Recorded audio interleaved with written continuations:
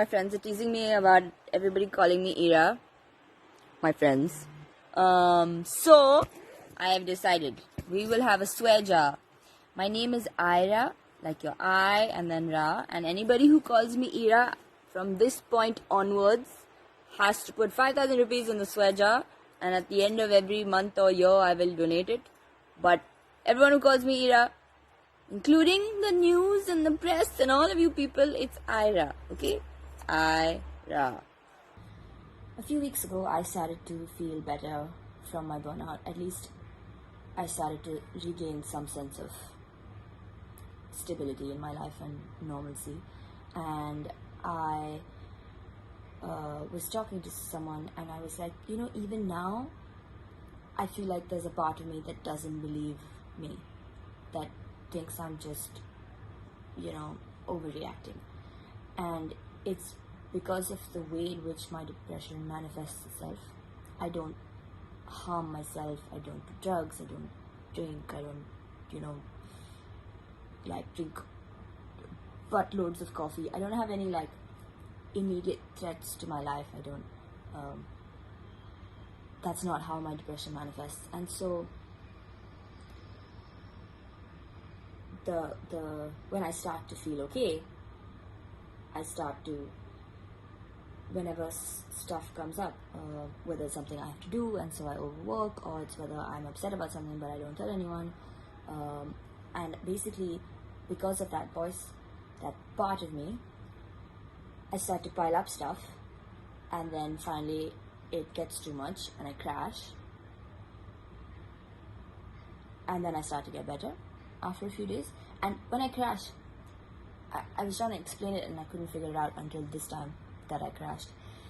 It's like, it's not relief, but it's that finally that part of me that is constantly nudging me and saying, you can do this thing also, it's fine, it's not so serious, you can do this also, it's okay, why are you bothering the person, just, it's fine, let it go, whatever it is, whatever the thing is that I keep piling up and not dealing with, and just adding one more thing to my plate to handle, that voice finally goes away. That part of me shuts up, and only the part of me that is vulnerable and wants to take care of itself, it wants to get better, it wants to, get out of this, and acknowledges and understands its vulnerability. Only that part is left, and that part now is broken, so it's crying a lot. And then, like we all do, I slowly start to feel better, I recover, I start to feel normal again, and then bit by bit, that voice, that part of me that pushes me, comes back.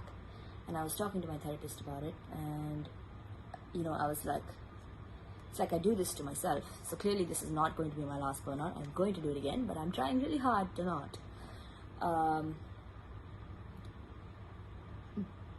But by the time I was talking to her, I had already started to feel better. So that part of me was now defending itself, because I actually like that part of me on some level. It's the practical side of me. It pushes me to improve, to be better. It keeps me grounded. I'm assuming it's the part of me that doesn't let me play victim unnecessarily. And I'm constantly, because of that part, part is clearly more overpowering in me. I'm constantly battling with, am I letting myself go too easily?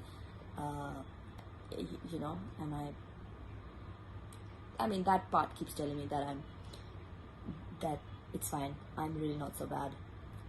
And so then I keep piling up and then I crash.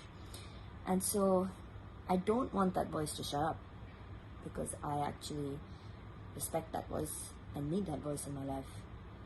And so my therapist said, yeah, you just have to change. The voice doesn't have to shut up, it just has to change its tone. And I was like, great, so how do you do that? She was like, I don't know. And I was like, oh, okay. She was like, we have to figure it out together. And I was like, no, why can't you just tell me? So I haven't figured it out, but I used to break down every time someone of authority would be nice to me about my depression or would understand. So, like in college, my college advisor, or my parents, or anyone is nice to me about this, and I'd break down. And I realized it's because that is the only time